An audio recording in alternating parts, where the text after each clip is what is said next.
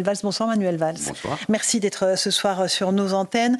Israël est dans une position où il ne peut pas ne pas riposter face à l'attaque de l'Iran. On a entendu Georges Bensoussan, historien, qui disait que c'est impossible que Israël ne montre pas qu'on ne peut pas l'attaquer impunément.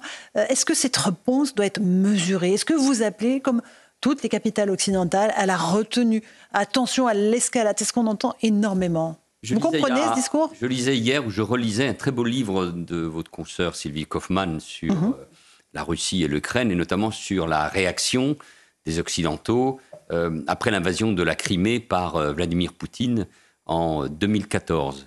Et je retrouvais ces éléments de langage que vous venez d'évoquer. Pas d'escalade, de la retenue. Pas d'escalade, de la retenue, bien évidemment. Personne n'a envie d'un conflit, d'une extension, encore moins d'une troisième guerre mondiale. Enfin, regardons objectivement ce qui s'est passé.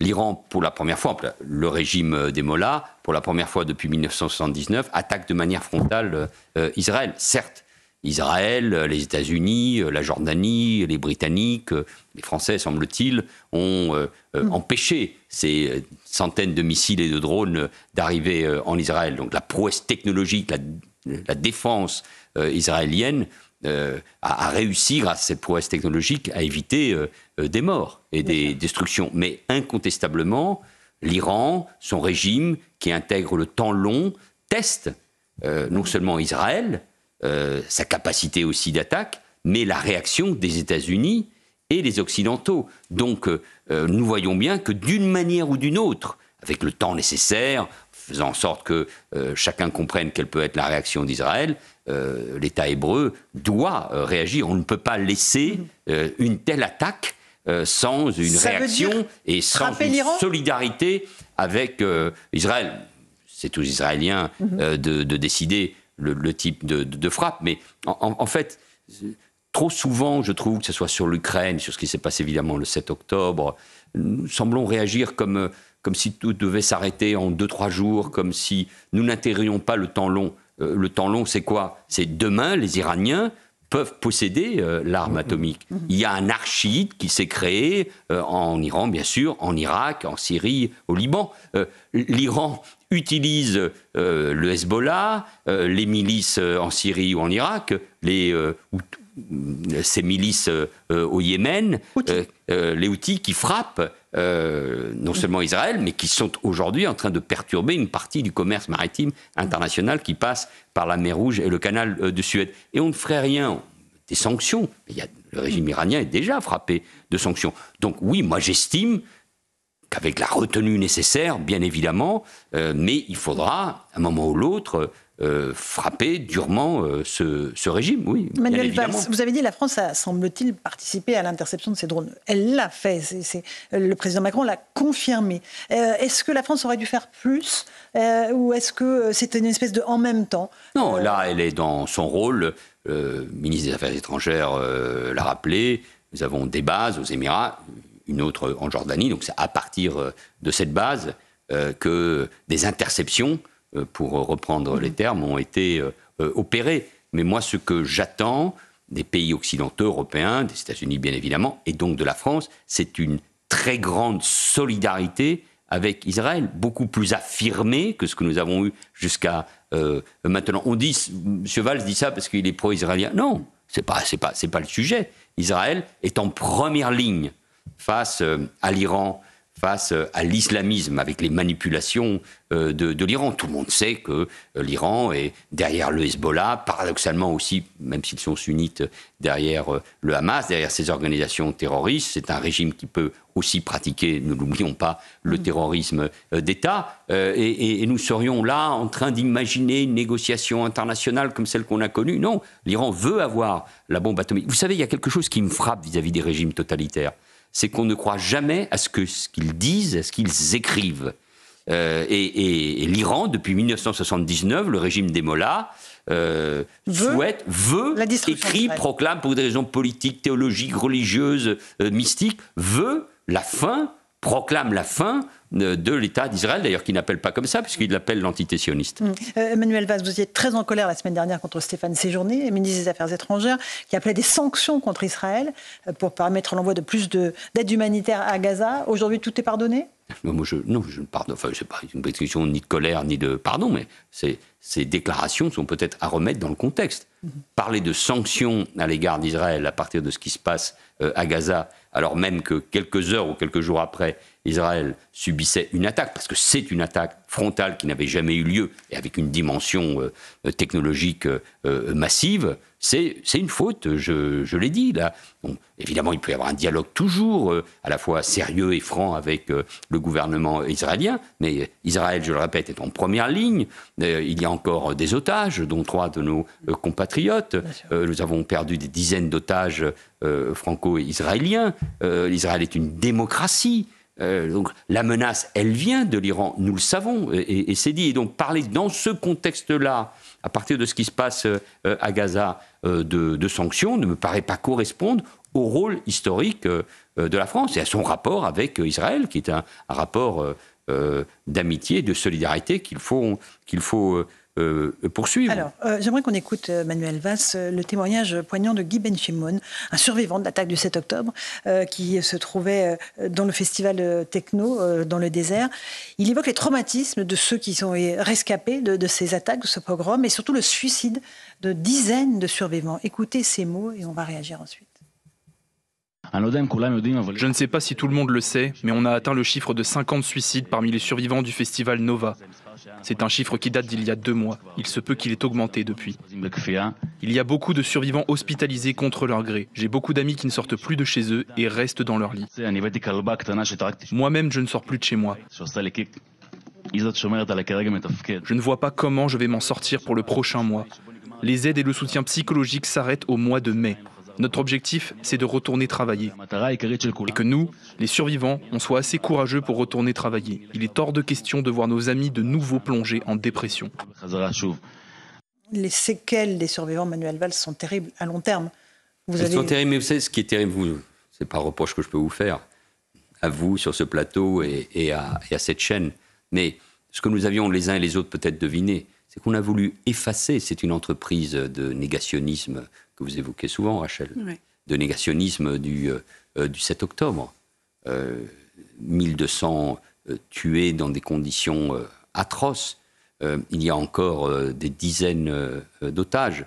Ce conflit pourrait s'arrêter si le Hamas délivrait tous les otages, si ses dirigeants se rendaient ou partaient. Et les souffrances, y compris des Gazaouis, seraient terminées. Ils sont ce bouclier utilisé par cette organisation islamiste et terroriste.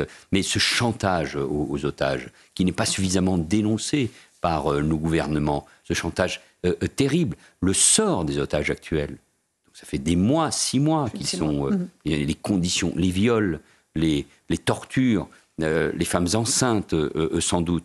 S'ils sont délivrés, et je le souhaite de tout cœur, on nous dit que beaucoup, malheureusement, sont décédés, mais avec quel témoignage, après ce que nous venons d'entendre, eux reviendront-ils après avoir passé 4 mois de plus que ceux qui ont pu être, heureusement, délivrés, libérés. Donc c'est effrayant ce que cette organisation terroriste et islamiste fait subir aux Gazaouis et a fait subir aujourd'hui aux Israéliens, dont 3 de nos compatriotes. Rachel Kahn, une question ? Alors, j'ai une question, effectivement, je partage sur le traumatisme à la fois des Gazaouis, à la fois de ces rescapés, mais aussi, on sait très bien que ces traumas-là se transmettent de génération en génération. On en a pour preuve Georges Perec, qui n'avait pas pu connaître ses parents après la Shoah et qui s'est suicidé aussi.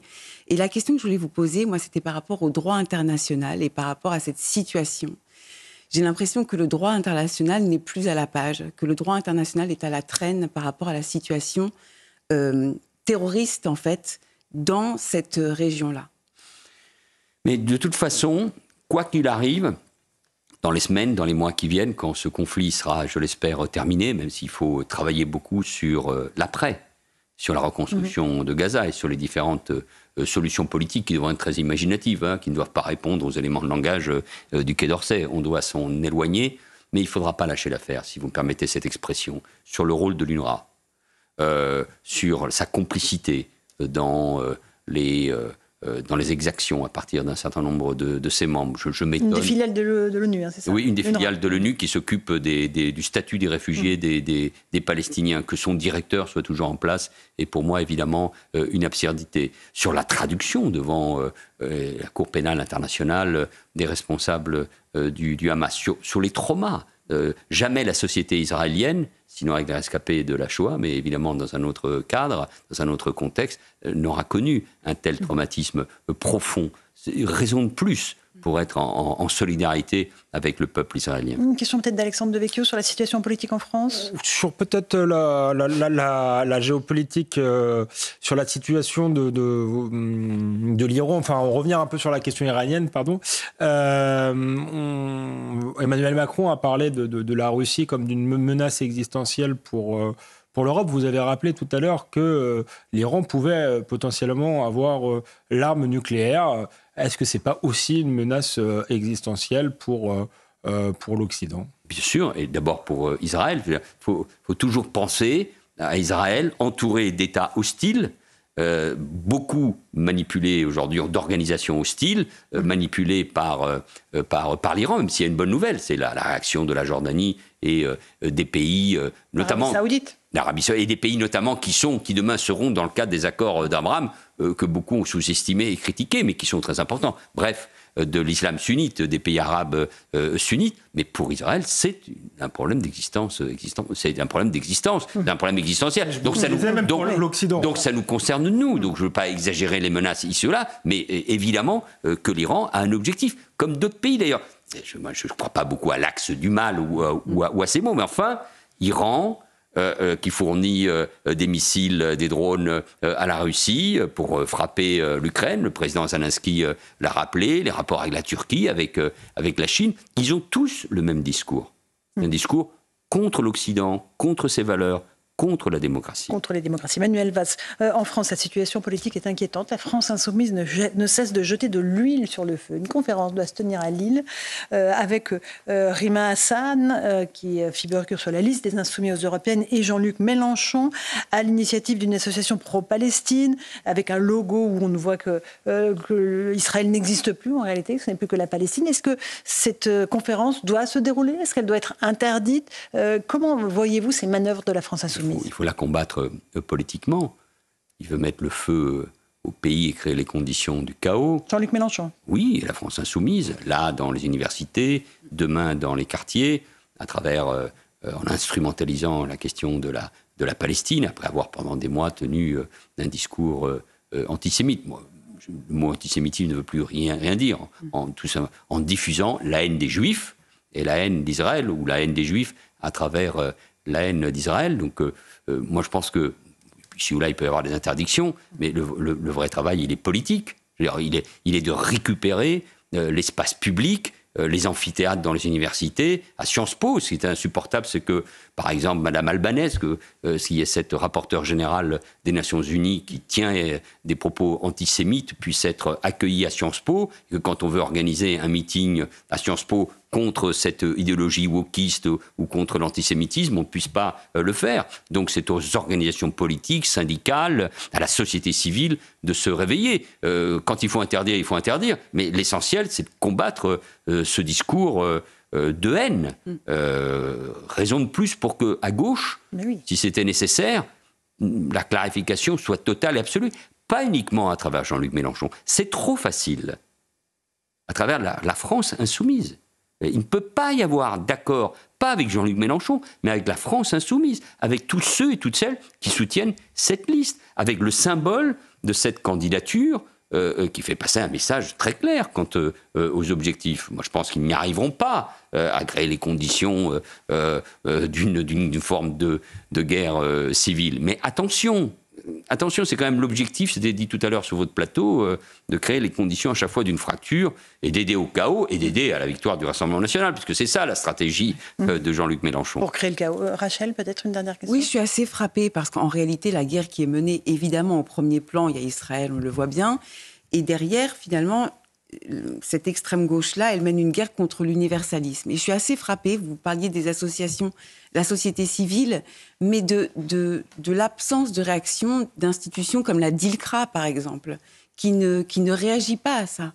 Bien sûr, il y a beaucoup de lâcheté dans les lignes de front. Il y a évidemment l'Ukraine, il y a ce qui se passe au Proche-Orient, il y a la ligne de front de l'islamisme dans nos propres sociétés, avec le soutien, nous le voyons aux États-Unis, nous le voyons en Europe, dans les universités, mais pas seulement, du hockey, de la cancel culture. On ne peut pas revenir à nos petites affaires politiques, savoir quel va être le score des uns des autres. Enfin, c'est important, j'en suis évidemment conscient, mais les fractures sont tellement puissantes dans la société que sans une réponse très puissante, qui est ce que moi j'appelle une forme de républicanisme de combat, de bataille, il faut une réponse très puissante, sinon on n'y arrivera pas. Et de réveil, parce que sinon ce sont ces extrêmes qui l'emporteront. Mais qu'est-ce que vous dites aux Français ce soir, Manuel Valls, qui ont peur, qui savent que le risque d'attentat est à son niveau maximum, qui voient l'insécurité, qui... Il faut leur dire la vérité. Il faut leur dire la vérité. Nous sommes dans un moment de bascule de l'histoire. En Ukraine, au Proche-Orient, nous sommes dans un moment où la part tragique de l'histoire revient, où la guerre sous des formes différentes, évidemment la guerre hybride, dans les médias, à travers la désinformation, sur les réseaux sociaux. Et là, la guerre, la vraie, elle est là aussi au Proche-Orient et évidemment en Ukraine. Donc il faut un réveil, il faut un sursaut, il faut évidemment des moyens pour nos forces de défense ou de sécurité. Il faut un réveil civique. Et que tous ceux qui aiment ce pays, qui aiment cette nation, qui a des atouts, qui partagent ses valeurs républicaines, se mobilisent. Notre nation est endormie ou pas ? C'est normal, 70 ans de paix. Les Français sont, et je le comprends, davantage préoccupés, c'est normal, par le pouvoir d'achat, aussi évidemment par les questions de violence, de sécurité. Mais ça nous oblige à un réveil et à une forme de dépassement de nous-mêmes qui me paraît être essentiel. Prenons exemple sur ce que font les Ukrainiens et les Israéliens dans des conditions évidemment très différentes, mais qui savent ce que sont les risques existentiels pour eux. Merci beaucoup Manuel Valls d'être venu ce soir dans Punchline, CNews Europe 1. Merci Rachel Kahn, Alexandre Devecchio. Dans un instant, Europe 1 Soir et Face à l'info sur CNews. Bonne soirée sur nos deux antennes. À demain.